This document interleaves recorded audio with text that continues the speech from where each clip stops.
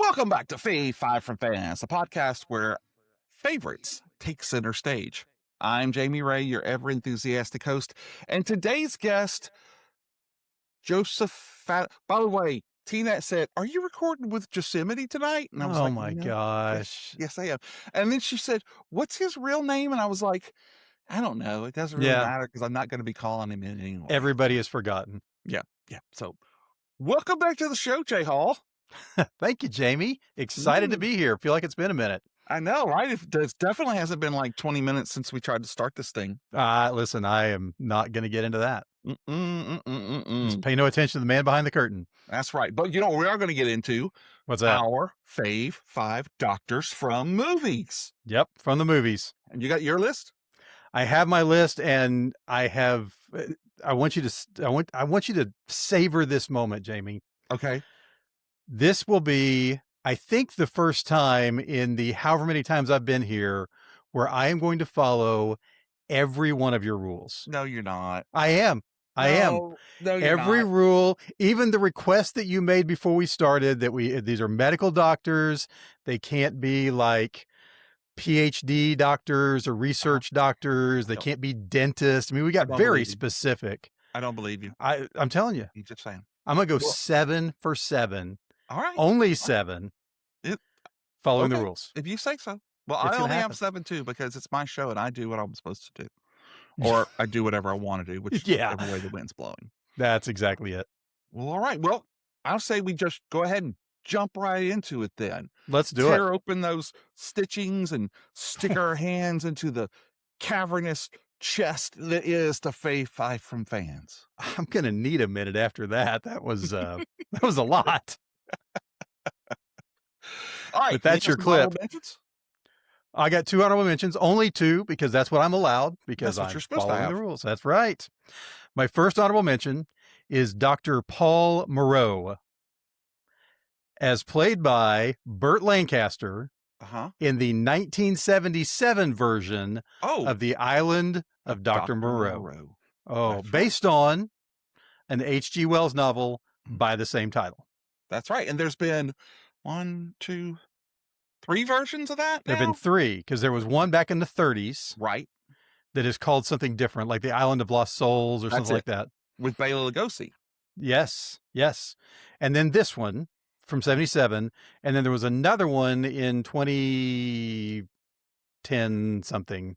Oh, no, there was one in between there somewhere with Val Kilmer. Yeah, that's the Val Kilmer one. I didn't think it was that close. Yeah, I think it's like 2013 maybe. Yeah, that one has its whole nother. We could do a whole complete disarray episode on that movie. Well, you know, there's a documentary on the complete train wreck that movie was.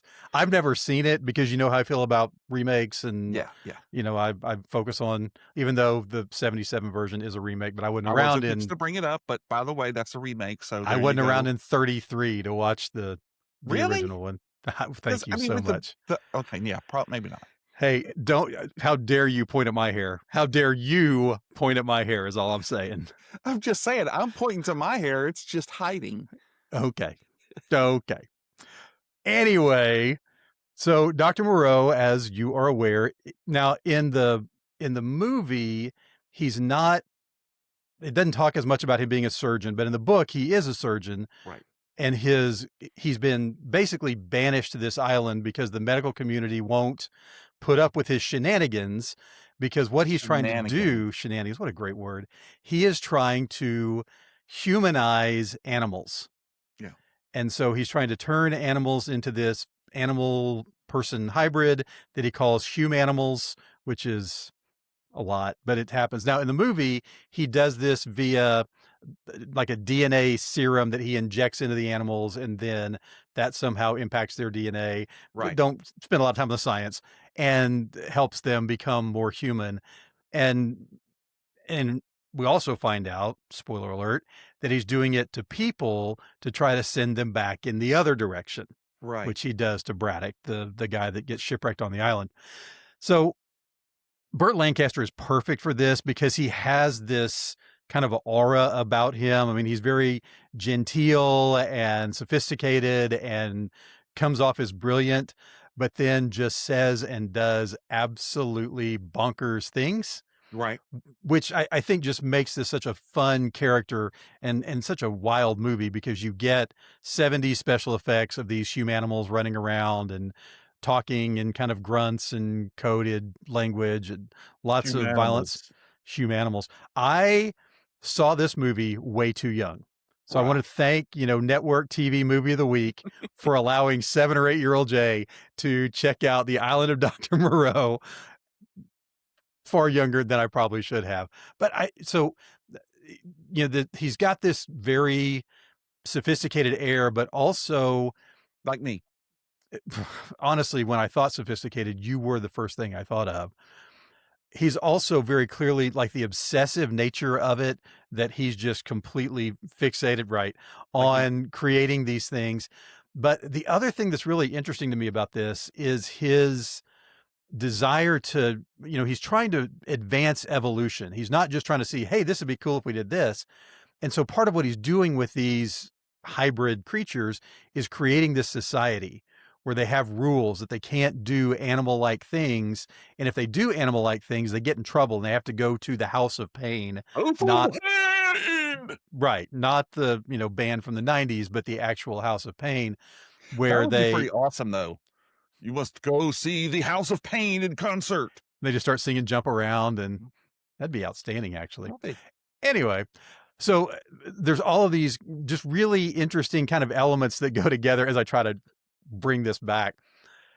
All these really interesting things that come together. And again, this is probably going to be true of a lot of these. The focus isn't so much on the medicine that these doctors perform, but on what they do in the movies and kind of who they are and how they come together. So I love Island of Dr. Moreau. I was watching some clips today and was reminded of just how kind of off the walls the whole thing is. Right. But it's still, fun may be a weird word, but maybe not. No, I know. Burt Lancaster's Paul Moreau crushes it. Yeah. And that's Richard Chamberlain? No, it's Michael York. Michael York, that's it. Who they could basically be the same person if you get them close. They look very much alike, because that was my first thought too. I wonder if they've ever been in a movie together or in a room together. Who knows? I will say that I've never seen them in a room together. There you go. Neither have I. There you go. Just saying. All right. What other thing do you want to honorably? So my other honorable mention is Dr. Rachel Manis. Dr. Rachel Manis. I'm watching to see if you can. As played by Julia Roberts. Oh, from Flatliners? From Flatliners. There you go. Well done, you. Now, technically, she's a medical student, but still a doctor. Still counts. I'm still following the rules. We're still there. Play doctor with her. Why? Not why would you play doctor with her? Why did you have to bring that up? But so the premise of this movie is essentially that these medical students want to see what happens after we die.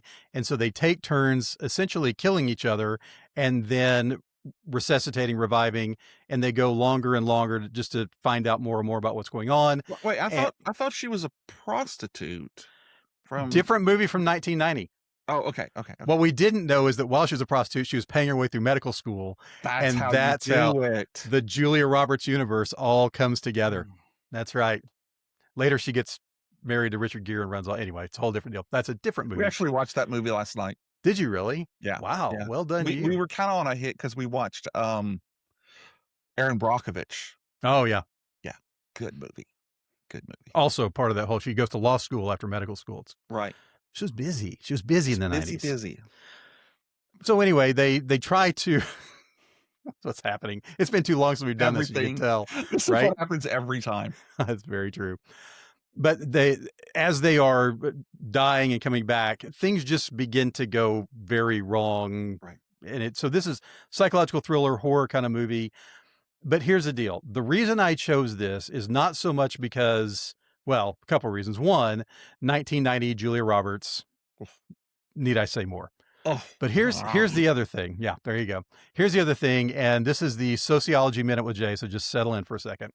I don't know about you, but I had a hard time finding female doctors for this list. Oh, I didn't. Oh, well, good for you. Yeah. So I didn't choose any, but I didn't have any like that. There you go. So I was doing some research trying to find some female doctors, and ran across a research note from the Journal of the American Medical Association, stay awake, where they looked at female representation in the medical field in the movies from 1990 to 2020.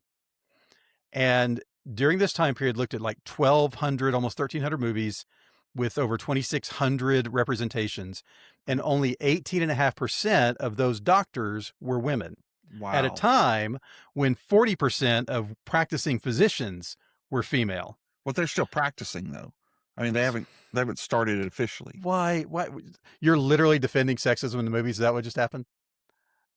No, I was actually going for, the stupidity of not knowing what practicing medicine is. So it's just okay. a different level of nuttiness. But anyway, so I like the movie. I honestly don't remember a ton about it or about her performance, but it just was interesting to me that this is, 2020 is not that long ago, right? Yeah. And so for the representation to be that off, now television's a whole different deal, and we'll talk about that another time.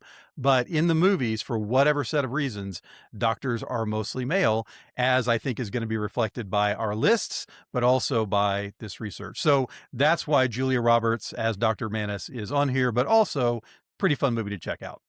Yeah, it is good film. Kiefer Sutherland, Kevin Bacon. Kevin Bacon. Kevin Bacon.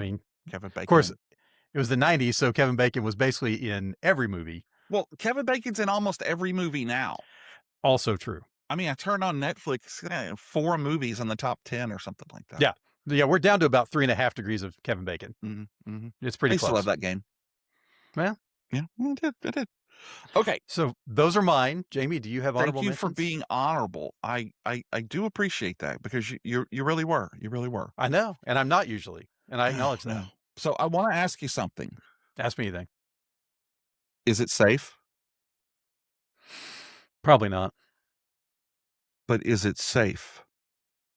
I do not know what you're asking me right now. That's because you must have never seen Dr. Christian Zell's from Marathon Man.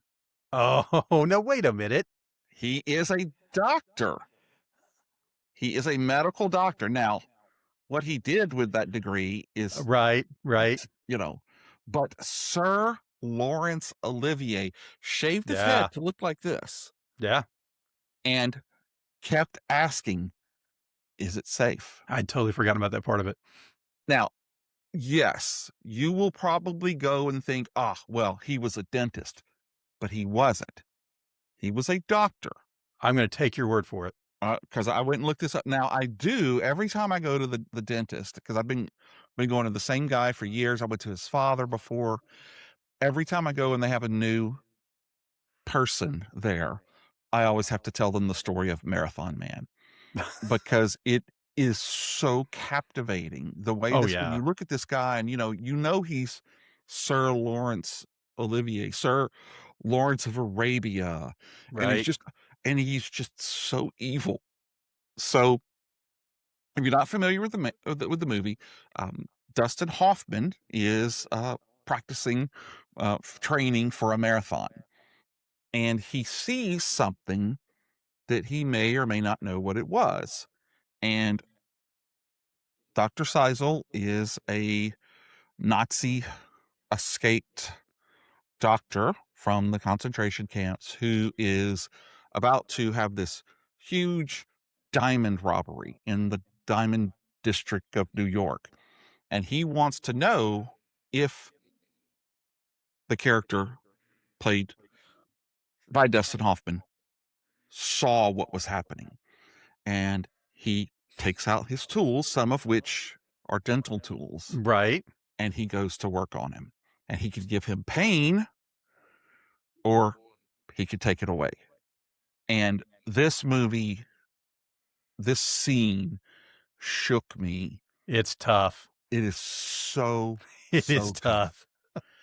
But I had to choose him because, like I said, every time I go to the dentist, and every time I see a new one, I teach them. I tell them, you have to go. If you're going to be a dental assistant, if you're going to be a hygienist, you have to go and watch this movie. So essentially, you traumatize all the people at your dentist office. I do. Okay. Every time. Okay. I mean, as long as you're willing to own up to it, that's what's important. Wow. Now, I'm really, really serious about this. My next honorable mention, I'm serious about it. And don't call me Shirley, because it is Dr. Rump, Outstanding. as played by Leslie Nielsen in Airplane, because you have to have the exclamation point. Yeah, you do. Oh my God. Dude. The movie itself is just fantastical, but Leslie Nielsen's character, Everything about him. everything about him in this movie is wonderful. You've seen him before in, like, Mission Impossible, and then so many of the different roles that he's played and whatnot. But in this movie, he is just so deadpan and delivers all of his roles, Yeah. all of his lines, all of everything is just 100% serious. And with the cacophony of madness going on around him, it's strange to say he is the one person who never seems to let any of it bother him. Yeah. He just straight on through. Just straight on through. And by the way, Yeah. bonus points for cacophony. Well done. Oh, thank you. Thank you. I've got a word a day calendar. That was 3 weeks ago, so I finally spelled it out and Man, sounded look it at you out, hanging so on to I knew how stuff. to say it, so. But there may not be an actor who took a harder turn than Leslie Nielsen, because he was a serious actor in the 60s and 70s, and then all of a sudden went, hey, you know what else I can do? Yeah. And man, Police Not only was he Squad. serious, he played a lot of villains. Yeah. You Yeah. know? Like, did you ever see Irwin Allen's The Night the Bridge Collapsed or The Night the Bridge Fell? He is, like, just a heel in that movie. Wow. And I'm like, wow, this is wow. And then Lieutenant Frank Drebin. That's right. First Police Squad and then my Naked Gun. gosh. Incredible. That's a good one. That's a solid one. Thank you. I appreciate that. I had forgotten about that one. All right. Well, I am going to go back to you, and we're going to start the serious countdown with your number 5. So my number 5 is a doctor played by Robin Williams. Okay. In the 90s, but not the one you're thinking of. Uh-huh. Because in the 90s, Robin Williams also played a doctor by the name of Dr. Chris Nielsen. Do you know who this is from? Oh, is this it's not the something of wellness, well-being, or no, I don't know. Go ahead. In What Dreams May Come. Oh God, I hate that movie. Do you really? I do. Why? That is one of the, and I want to do a list of that one day, of favorite movies that I'll never watch again and want that time back in my life. Really? Yeah. Yeah. I mean, I want to hear why you love it so much. But I remember going to the theater and seeing this movie and walking out thinking, wow, I'll never get that. What was it, 4.5 hours long? No, it's less than 2 hours. It's short. I was surprised at how short it is, because it does feel longer than it actually is. Yeah. Yeah, it does. But it's under 2 hours. And I will say, it is not, as we just veer off in a whole different direction, it is not like the best movie. Visually, it's unbelievable. Visually, it is stunning. It is stunning. I think his performance in it is fantastic. So there's a lot about the movie that, whatever, take it or leave. I like it. But I think that's what the show's about. There you go. And I think part of the reason I like it is because of the visuals, but I also am just such a huge fan of Robin Williams in serious roles. Yeah. That, I mean, I know he won an Oscar for Good Will Hunting, but it just, we don't think about when we think about his movie roles and his TV role, we don't think about those, I don't think, as often. This movie and 1 Hour Photo and some of these other 1 Hour Photo. That's what I was just waiting to say. There it is. That are fantastic. And he is such a different kind of person in each of these. And you look at him and think, that's also Mork. And that doesn't make a whole lot of sense to me, right? But so Chris Nielsen in this movie, he's a pediatrician, although that really doesn't play into the movie much at all, except that he has 2 children. His children are killed in a car accident. And then a few years later, he's killed in a car accident trying to assist someone else in a different accident. And another car comes up and takes him out. And so then he goes to heaven. And this is where the visual of this film just goes off the charts, because his wife is a painter an art gallery owner. And so heaven for him is essentially an oil painting, but like Right. literally in paint that, you see him kind of running around, and there's all this really cool stuff of him discovering what heaven is like. And then he finds out that his wife has taken her life because she just couldn't handle all the loss and has been assigned to hell. And Chris decides that Rob Williams' character decides he's going to go get her. He's going to rescue her. And so the second half of the movie is his quest basically to find hell, to get to hell, and then to get in and rescue her, find her. And again, the theology of it is something we don't need to spend a lot of time on because it's way off. But the visual of it, because it is still all this very artistic, and the horror of hell is more psychological than physical and torture-y kind of thing. In the book's by Richard Matheson, by the way, Oh, who wow. wrote I Am Legend. Yes. And The Incredible Shrinking Man. Yeah. So hell's a little more physical torture-y in the book. I remember, because there's that scene when he finally gets to hell and those doors open and it's a theater that's playing the movie in it, and he has to sit there and watch it for all eternity. I remember going, wow, this is meta. I just can't. I can't listen. It's interesting because I was looking at some stuff today. Half the critics love it, half the critics hate it. Yeah. It's one of those that I think you either are into it or you're not, which, again, that's why we're here. It's okay to like things and not like things. But I love his performance. Visually, the film just blows me away every time I see even clips of it. So yeah, my number 5, in spite of your protests, is Dr. Chris Nielsen from What Dreams May Come. Bravo, sir. Very Thank well you. defended. Though That's you what don't I have do. to defend it. Well, I felt like I did. I felt like you're coming at me, and something about, hell being watching that movie, I think, is where I felt like I really had to jump in. And while there's Barry Manilow playing. Well, now that would be a different conversation. At the Copa. Oh my gosh. Cabana. Now suddenly I think I might be in hell. Yeah, wearing this shirt. No, that would make sense. Jamie, what's your number 5? After that. Damn it, Jay. It's my number 5. That's what it is. What a tremendous accent you Thank you. picked up there. My number 5 stems from my love of the TV show and then into the movies. So many great roles, so many great lines. But of course, it would have to be DeForest Kelley's portrayal Absolutely. of Dr. Leonard McCoy from Star Trek. Outstanding. Yeah, he plays that curmudgeon old country doctor so well. Yeah. In the 23rd, 24th centuries. Right. I love the fact that he was in, and no, it's not a movie, a diverge here, but the fact that he was in the Next Generation pilot episode, and he's like 100 and something years old, and he's still a crotchety old man who won't use the transporter. Right. But I'll tell you, if I was on the Enterprise when they tried to beam up those 2 officers. Oh. From the first one, the first movie? Yeah, from the first one. And yeah, interesting enough, one of those 2 actors was the guy who had been hired to play, I think his name was Zahn, who was going to be the new Spock in the Star Trek Phase 2 TV series that they ended up scrapping to make Star Trek the Motion Picture. But they still gave him a role in it. For a very brief amount of time. Very brief amount of time, yeah. But again, you could go on and on and on about Dr. McCoy. He's he's so much fun. I think one of my favorite performances of his is in Star Trek 6.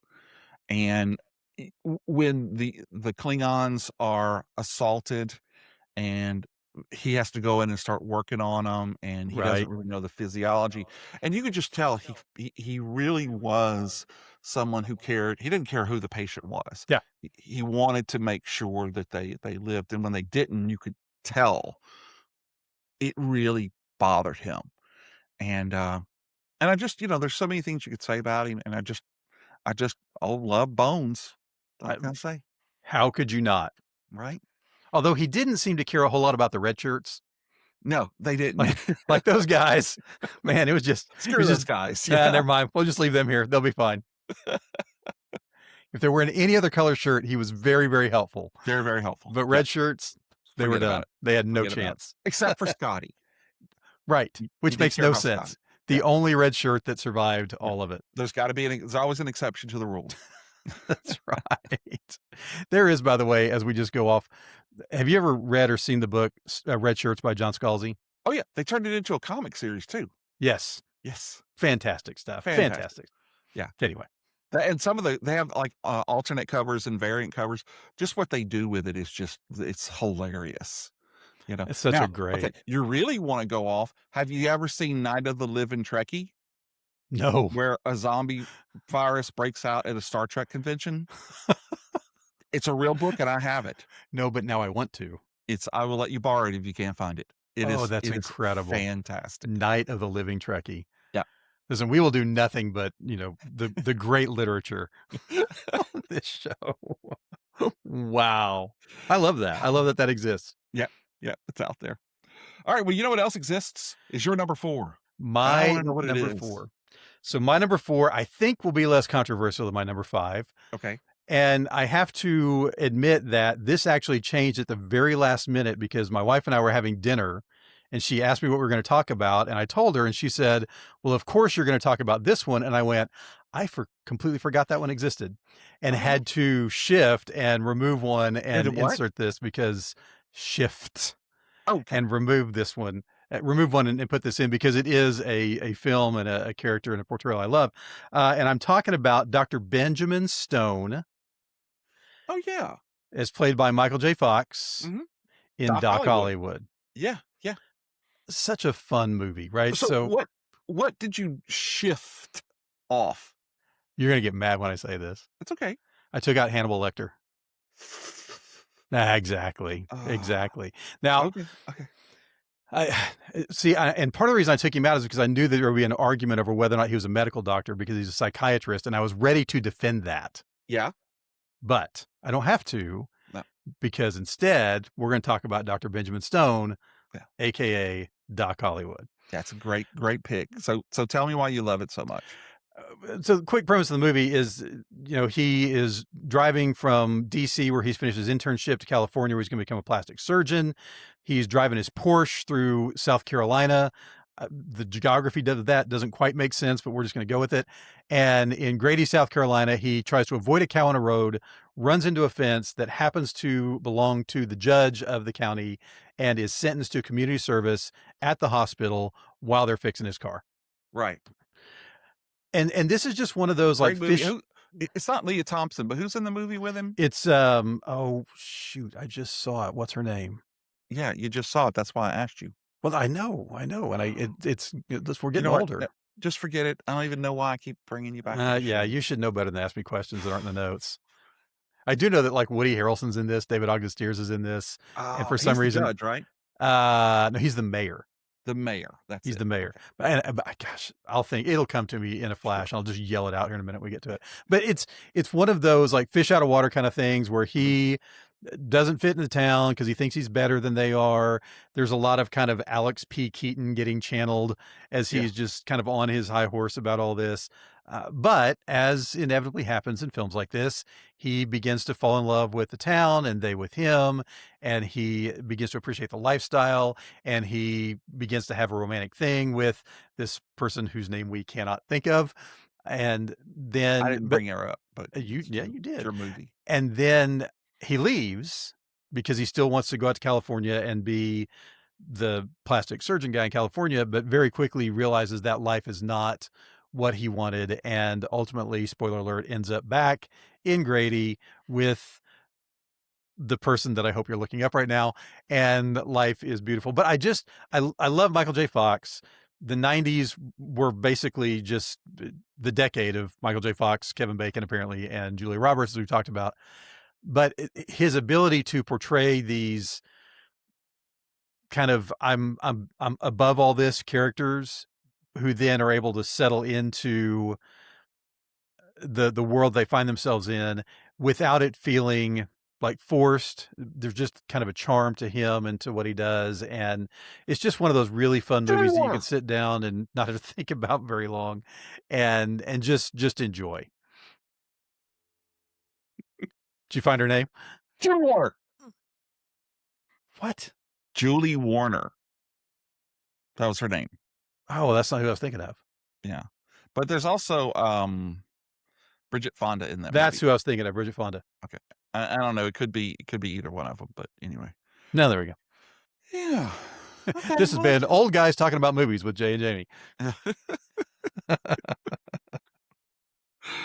You know, speaking of old guys, were we? Some of us old guys get diabetes, and when we do, we like to eat our oatmeal. Not sure that's exactly how that works, but go ahead. What actor am I talking about? Well, you're talking about Wilford Brimley. And he amazingly plays Dr. Blair in The Thing. And that's who I chose. Yeah, he does. Oh my gosh. That's incredible. He's such a great character. I mean, this movie has been dissected and reassembled and x-rayed and just everything. But all of these roles are just so fantastic. But Blair gives a whole new just look to it, because he's the guy who knows something is going on right early on, and everybody thinks he's crazy when he destroys all of the radio equipment, and goes on. It's like shooting and trying to keep him away while he does it, and he was right to do so. He figured out right that it could not leave. And maybe it did, maybe it didn't. That's still up for debate, depending on who you talk to. And now with the sequel coming out with Vivica Fox, and maybe we'll find out. Yeah. I'm sorry. I saw that on April 1st, and I'm like, come on, people, how stupid do you have to be? That's definitely an April Fool's joke. And then, but yeah, no, I love him in this movie. And I think he would be a great doctor, as long as you just kept the liquor away from him. Right. Especially if you had diabetes, because apparently that's a big thing that he's very focused on. Big thing, especially in the Arctic Circle. The Antarctic. I think it's a real problem. It's a real problem anywhere. My God. Have you ever seen him in Hard Target with Jean-Claude Van Damme? Oh, I'm sure I have. To this day, he holds the worst Cajun accent I think I've ever heard. No, but you won't know who this is. There's a football coach that went to LSU and tried to do a Cajun accent, like on the basketball court when they were introducing him, and it was awful. It was painful. That's the orange ball, right? The one that bounces. Well, that's basketball. Football is the more oblong one that you. Oh, that's the brown one. Yeah. Yeah. I was trying to, I did not expect you to know who this was, but it's Coach Bear Bryant. Name another football coach, Jamie. Nick a Saban. Real one. Oh, look at you. Well, you're down there in the South. Please don't ask me for a third. Please don't ask me for a third. I figured I was going to get Robert De Niro and Al Pacino and whatever that movie was. I could probably name one more. Newt Rockney. Wow. Where'd he coach? Wasn't that the one from the guys with the gold heads? Yes. What's his name? Marty? Where they pick him up and Rudy, right? Marty. That's what I said. Yeah, he went on to become like an elf or something. I can't talk to you anymore. We're done here. All right. Well, so Steph, you tell me what your number 3 is. Oh, we are going to keep going. All right. I think you're going to love number 3. Oh, I'm sure I will. Well, I feel is it quite finally certain. when we get to your chick doctors? No, I told you she's the only one I had. Oh, okay. Julie Roberts, the only one I had. All right. So my next doctor is Dr. Federico Carlucci. Oh, I don't even know this one. As played by Dom DeLuise. Oh, in Cannonball Run? Oh, you're so close. Oh. Smokey and the Bandit 2. Smokey and the Bandit 2. Oh, he's the one that delivers the elephant. The elephant, baby. right? Doc Carlucci is the leading gynecologista in Pompeii, right? Population 23, he tells 23. Us. And it just, they find him. So they're transporting this elephant across the country illegally. The, Buford Chief Justice is chasing them and all of that kind of stuff. Again, a movie I saw way too young and way too many times because it's not for younger viewers. But they realize that the elephant is sick. They see this ambulance. They go knock on the door of the ambulance. They open the door, and it's Dom DeLuise with a guy laying on a gurney, sandwich in one hand, a glass of wine in the other, introducing himself as Dr. Federico Carlucci, and away they go. And which is the second movie that Dom DeLuise is in an ambulance. Oh, yeah. No, that was Cannonball Run. Yeah, because I thought it was Cannonball Run 2 until I went and looked. I was like, no. No. Don't confuse your cannonballs. It's complicated. I mean, listen, Burt Reynolds and Dom DeLuise, basically all the same movies over and over again. Adrienne Barbeau. Oh, yeah. Well, and, young Sally Field. Yeah. Anyway, so they con him out of the ambulance to come look at the elephant.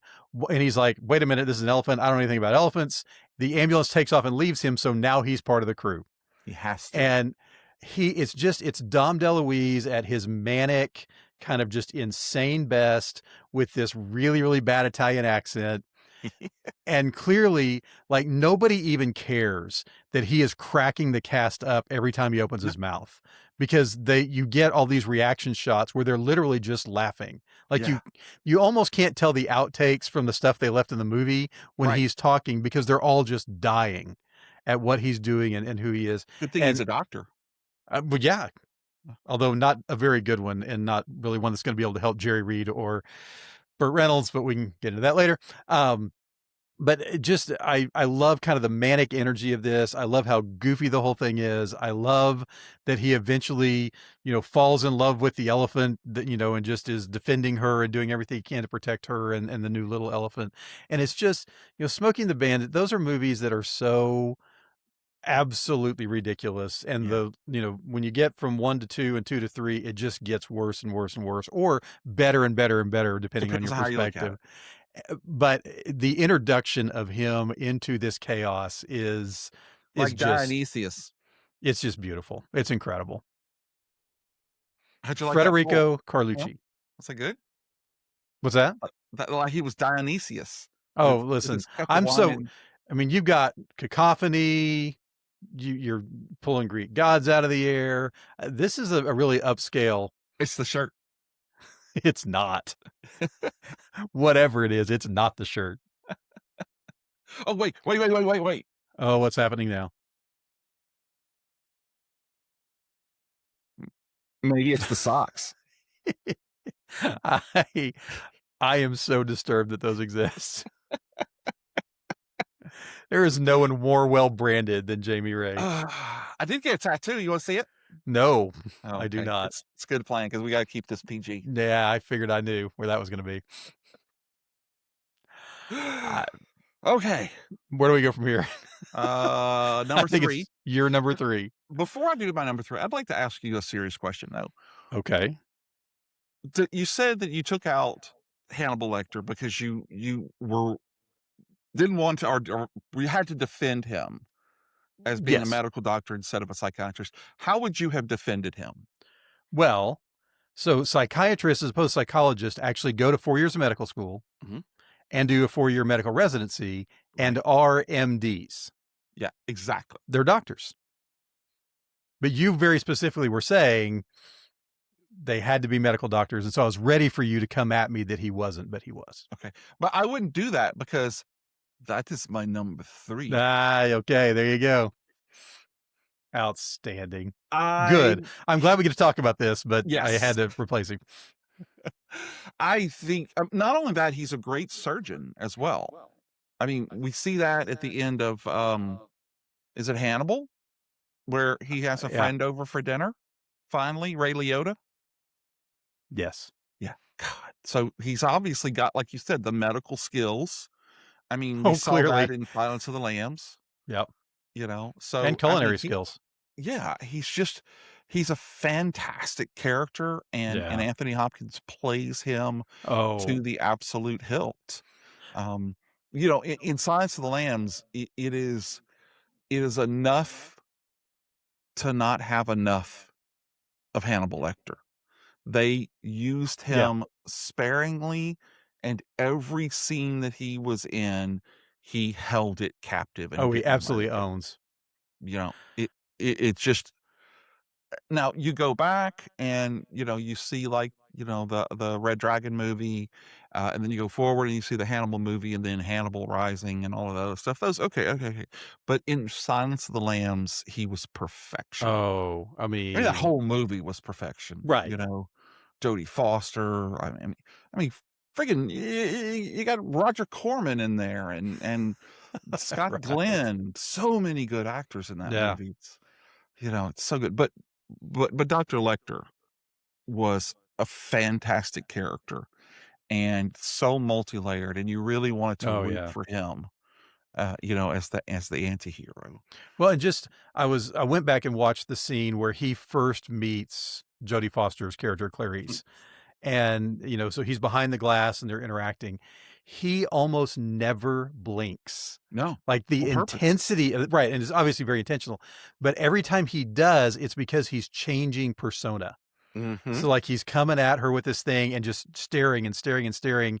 And then he pauses a second and blinks and looks down and then shifts gears into something else. And it's just so wildly effective Yes. that you I just get the genius of this guy, but also that he is completely unhinged. Yeah. Yeah, no, it's a fantastic movie and a fantastic role, and I mean, definitely Oscar, Oh, you know million%.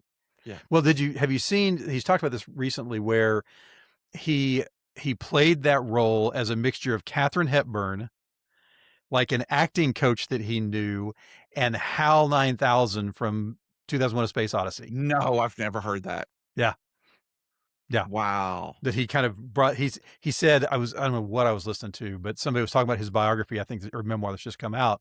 And one of the things he said is that was the only role I didn't have to think about how to play.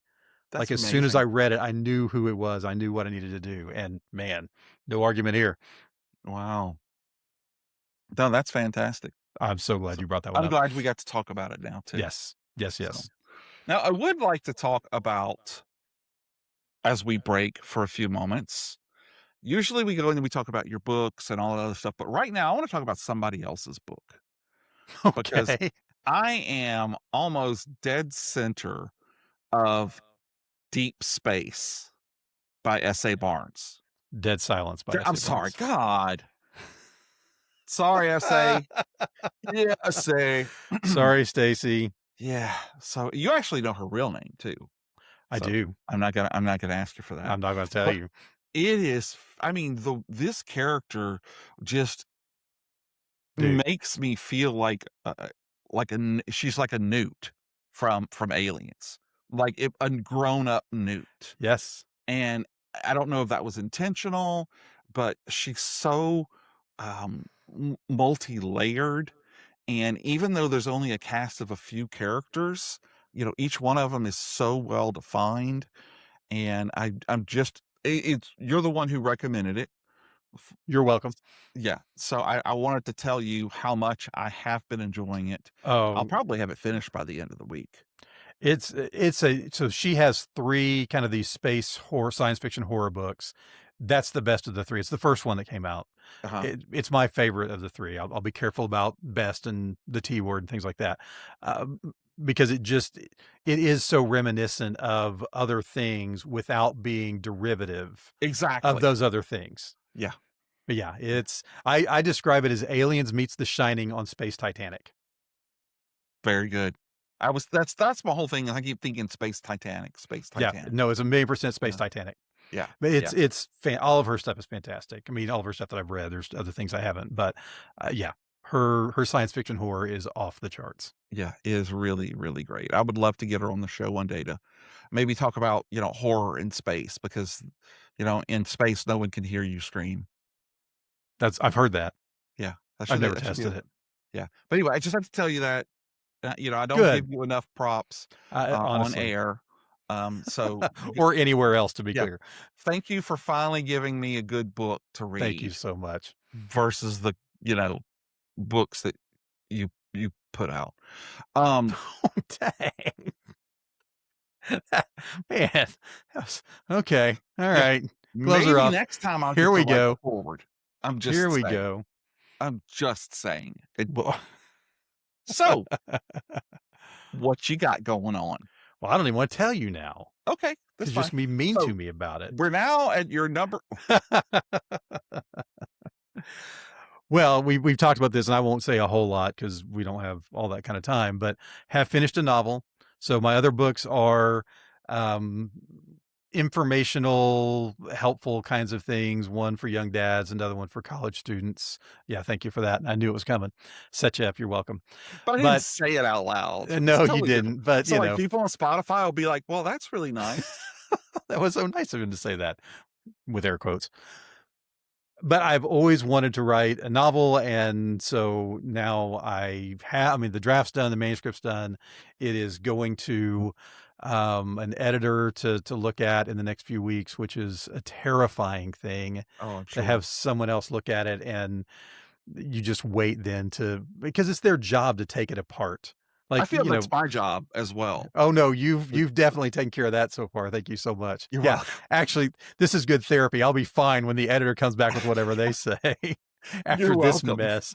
After this mess, but yeah, so it's I wish I knew when it was going to be out in the world, which is makes me the worst like promoting person on earth.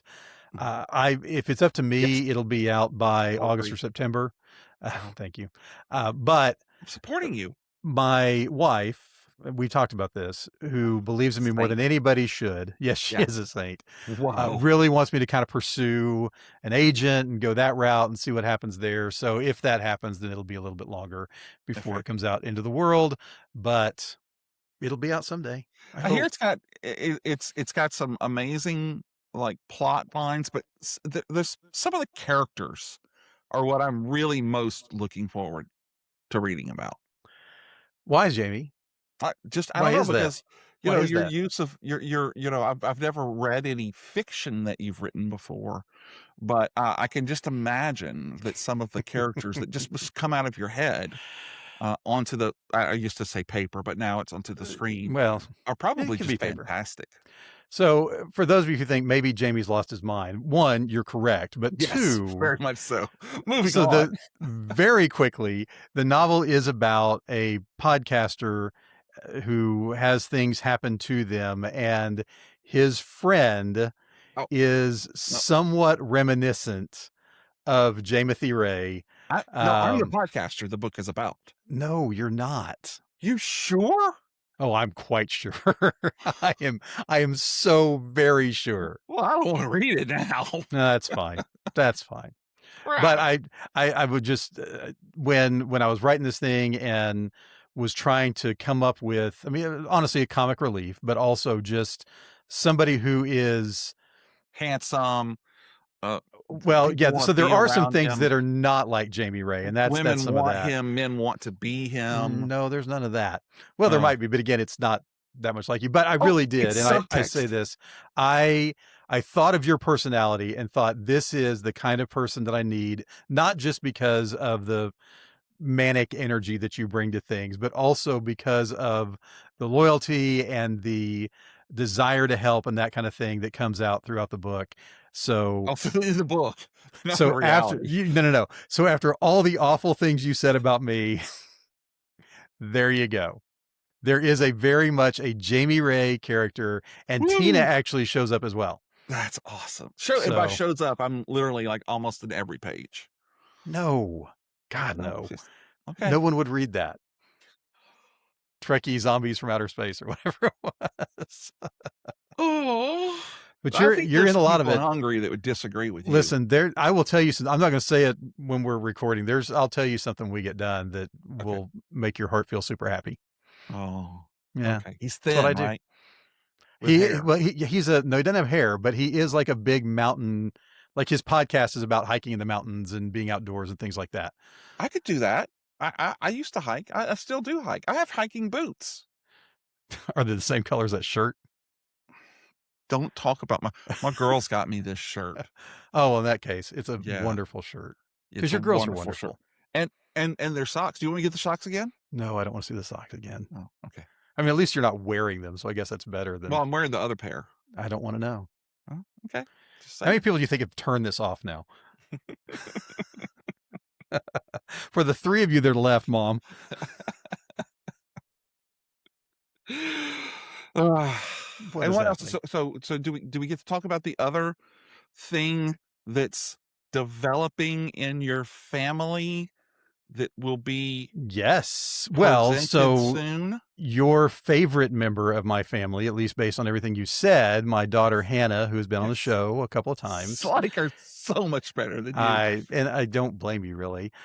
She will be bringing our second grandchild into the world within the next few weeks, sometime in early to mid-June. Adler will be joining us, and we cannot wait. And I'm just so touched that you've chosen Jamie as the middle name. That is not what. Well, I had nothing to do with it. I had nothing to do with the naming of this child. Just to be very clear. Yeah, it's not Jamie. No, it's Adler Jamie. No, it's James. Adler James. But yeah. See, but they're going to call her Jamie, not Jamiroquai or whatever your name is. Joseph Iden. That's your name. No, settle down. I do like Jamiroquai. That's actually, he's got this real song called "Feels Just Like It Should," and I kind of think it's like my intro song right now. I don't know what's happened to this podcast. I think it's anybody else. Now Mom signed off. It's just us now. All right. Well, then, why don't we gather our wits, as they may be, together as best we can, and we can talk about your penultimate. There it is. Selection. What a great word. Means 2. You're going to know who this one is as soon as I say his first name. Okay. Dr. Richard. Really? Simmons? So close. So very close. Dr. Richard Kimball. From The Fugitive. Never heard of it. As portrayed by one Han Solo, Indiana Jones, President Jack Ryan, Harrison Ford. Right. Okay. No. Okay. Hand down was almost on this list. Why wouldn't it be? I mean, except that you had other things. Richard Kimball. So this is based on the television series The Fugitive, but it was a movie with Harrison Ford and Tommy Lee Jones, and we'll get to that in a second. Richard Kimball is accused of murdering his wife, is convicted of killing his wife, and then escapes when the bus taking him to prison rolls over, has an accident, he gets away. And the movie then is Richard Kimball trying to find the one-armed man that he saw take his wife's life, while Harrison Ford, Richard Kimball, is being pursued by a federal marshal played by Tommy Lee Jones. Yes, he is. And it leads to some fantastic scenes. Early in the movie, when Tommy Lee Jones does the whole speech about, I want to, hard target search of every hen house, outhouse, whatever in the perimeter. And then later, when they run into each other in the water tube thing, and Harrison Ford says, I didn't kill my wife. And Tommy Lee Jones, in the most Tommy Lee Jones line ever, says, I don't care. And off they go. But again, this is another one where there's not a lot of medicine involved, except that he is able to use his credentials and his kind of knowledge to get into the hospital to try to find the information about people who have prosthetics like the one-armed man. But what I love about this, Harrison Ford, one of the things he's so great at is being the everyman who then finds himself in an action movie kind of situation. Like Han Solo. Like so many of his characters, you think about Air Force One is the same way.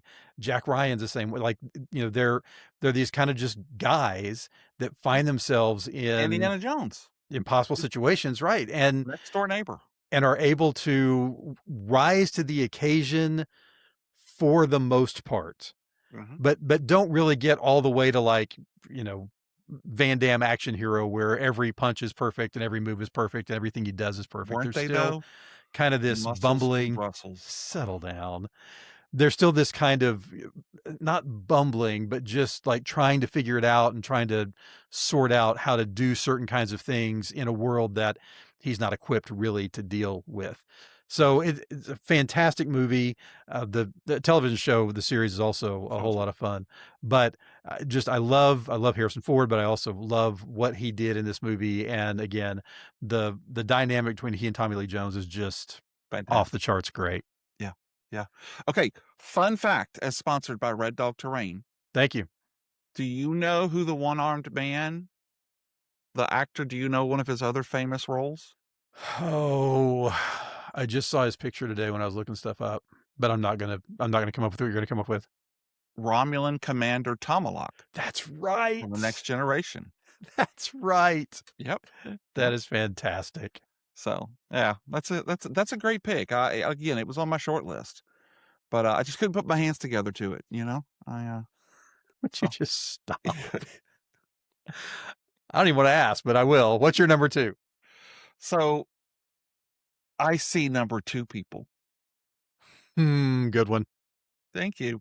I am, of course, talking about Dr. Malcolm Crowe as played incredibly Yeah. by Bruce Willis in The Sixth Sense. Yeah.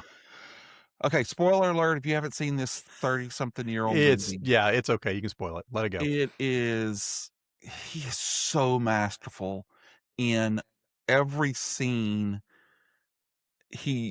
I will have to say, though, I this is one of my little pen thing accomplishments.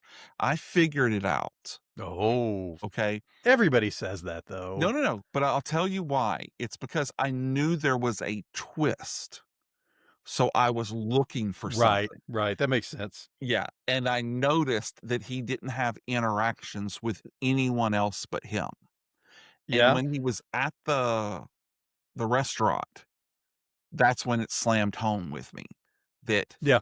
Yeah. he's dead, you know? But I enjoyed the heck out of that movie. Oh, it's so His good. performance was incredible.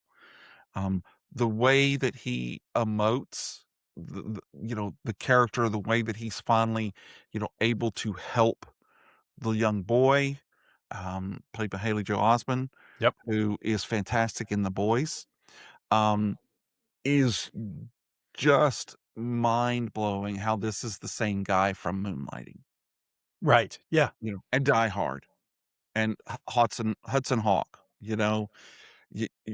I think this was one of the first movies where people would see him and go, "Wow, this guy's got He's other actually an layers." actor. Yeah. Yes, and it went on to do, many other really great roles, but for me, he played the doctor to the hilt. Yeah. And again, like we're saying, we're kinda going into the psychiatry, realm of it, but, this movie with not with scalpels and all of that stuff, but this movie really showed what a doctor could do for someone. No, absolutely. Because he is, I mean, the whole goal is to help, Mhm. right?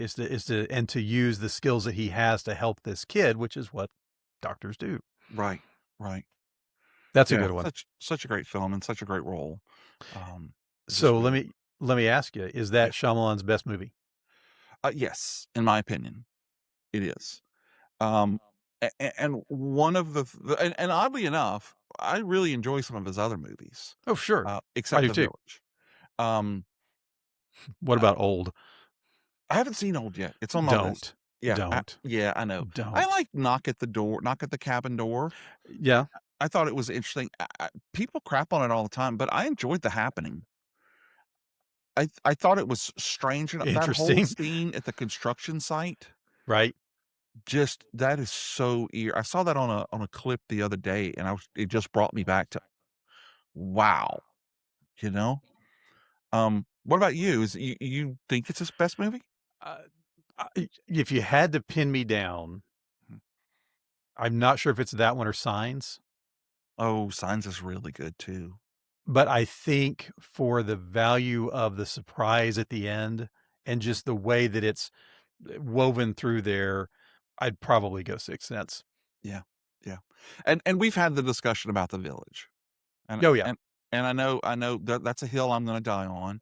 And I know a lot of people I've had arguments with people, and real arguments too, because that's not my show. When I'm doing this one, I'm defending this one. Right.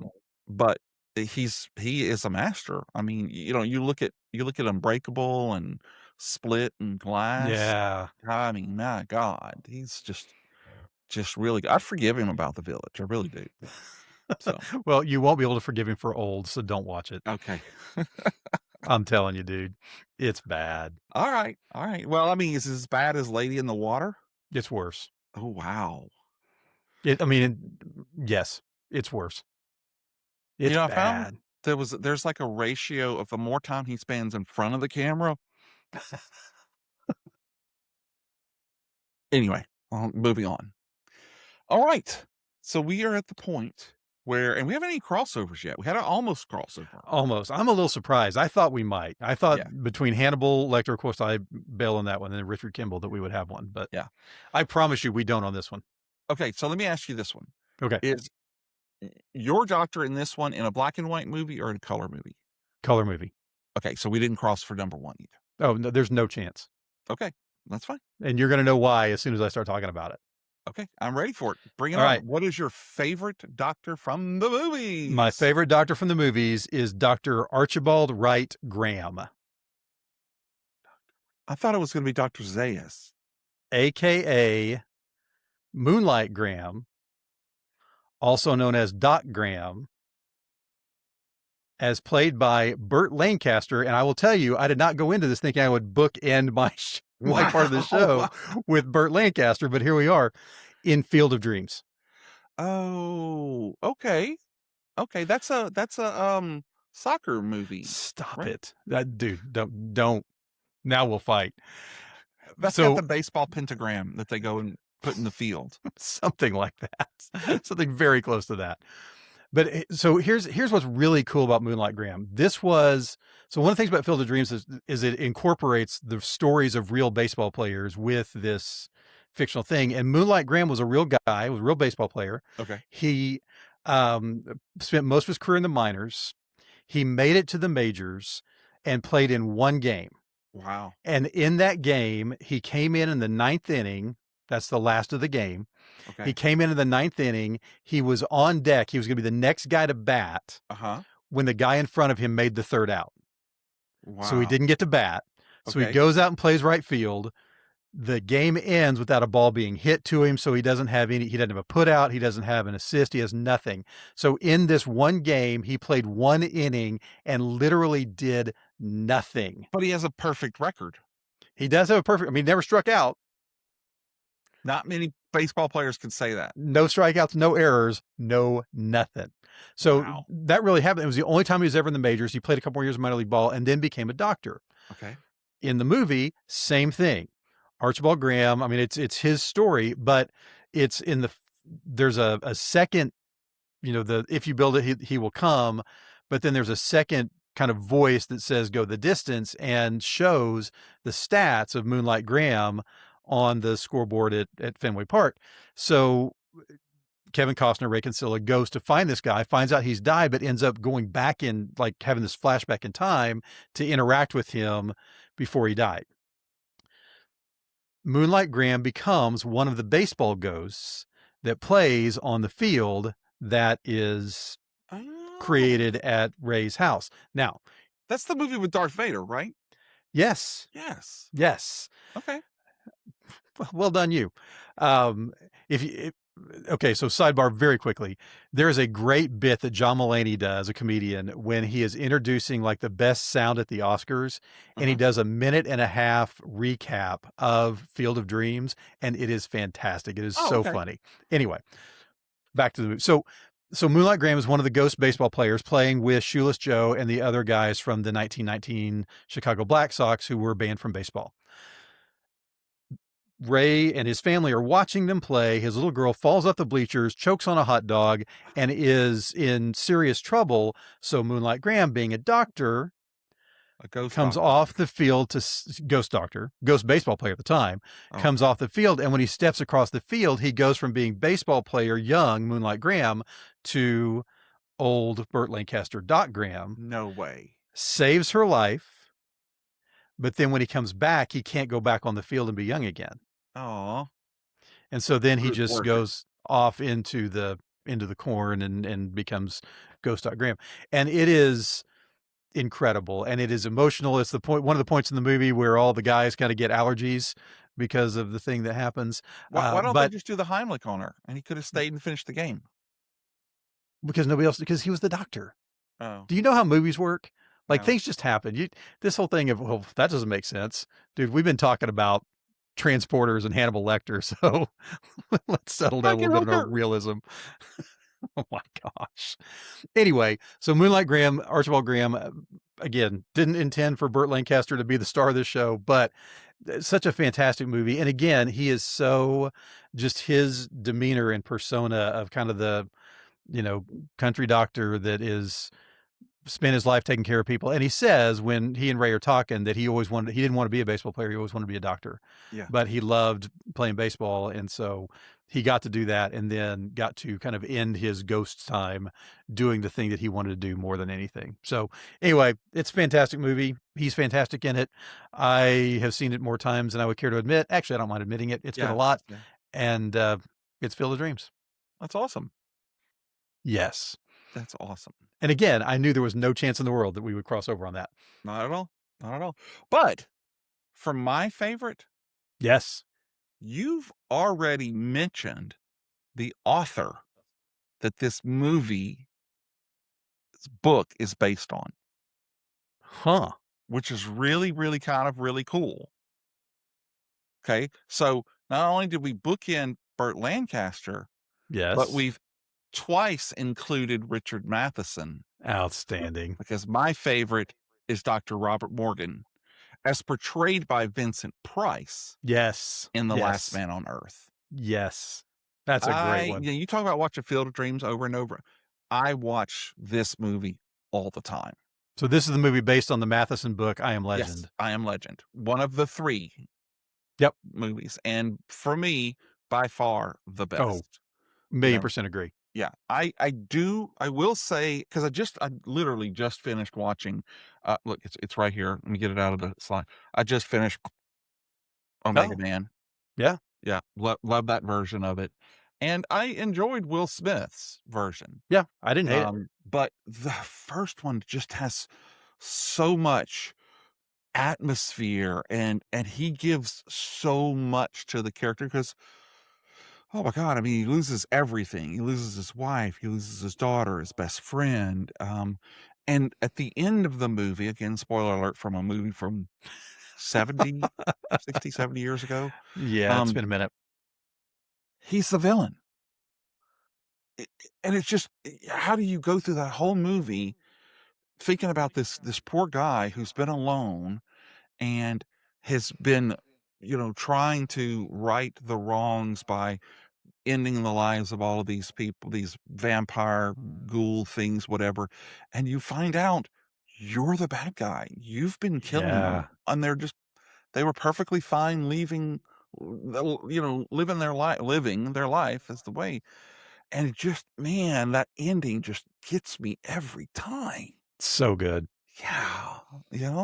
The dog and then the young lady and just every scene, especially the way that he talks to himself through the movie. It's like you're inside of his head, literally. Which they had to do because the book is set up so much that way. And so to understand what's going on, you had to kind of have those monologue scenes. Right. And it's just, it's such a fantastic character. Especially when you find out, because the one thing about the I Am Legend is that he's kind of is involved in making it happen, but in the original movie, he's just a doctor. Yeah. And this thing is going on in different parts of the world, and he's trying to work on the cure for it. And it's like he's just trying to save people. He's trying to save his daughter and his wife, and it's just he's so good in this movie. It's fantastic. Yeah. That's one of the things, is just picking, like, that was one of my hardest episodes ever, was my Fave Five Vincent Price movies that I did with Lily Can't Jean. imagine. Yeah. God, it's so hard because there's so many and then every once in a while you'll see a movie like Witchfinder General, and you're like, "Oh my God, I forgot how good he was in that." At being bad, Right. So, but yeah, again, Dr. Robert Morgan in Last Man on Earth is going to be my favorite. That is Another solid. Richard Matheson entry. That is solid. Yeah. So thank you. Well, you got some great ones here, sir. Some real bangers, as the kids say. Do they say that? Do they still say that? Yeah, they still say it. Okay. I Googled it before I got on here. Oh, well, yeah. If it's on Google, then surely that's what the kids are saying. That's where the kids go for their information. All right, you ready for this? This is the new ending. Ready? I'm not. That's a wrap on this episode of Fave Five from Fans. If you love the episode, share it, rate it, give it the 5 stars. Yeah, or 6 if it'll let you. And let's get more fans in on the fun. You are the reason we do this. You are the reason I wake up in the mornings. And folks, thank you. Go out, find us on Facebook, find us on Instagram, find us on X, anywhere you want to do it. And we are on YouTube, so you can see this glorious face and that glorious face. Or you can just listen to us on Spotify. And don't forget, new episodes come out every Friday. What? Nothing? Unless they don't. Nothing? I mean, sometimes they. It's they worse when you don't say anything. Well, because we all know. God. So be sure to subscribe and follow us so you can catch all of the new episodes. Jay Hall, thank you very much. Jamie, this is always fun. Always. And remember, folks, it may not be the best. It may not be the most popular, but if it's your favorite, that's good enough for us. Author Jay Hall, take us out. We need more female doctors in movies. And I was thinking real life, but that's okay if you want to stay and keep them in just the movies. Well, those percentages are getting better than the movies. Warriors. See ya.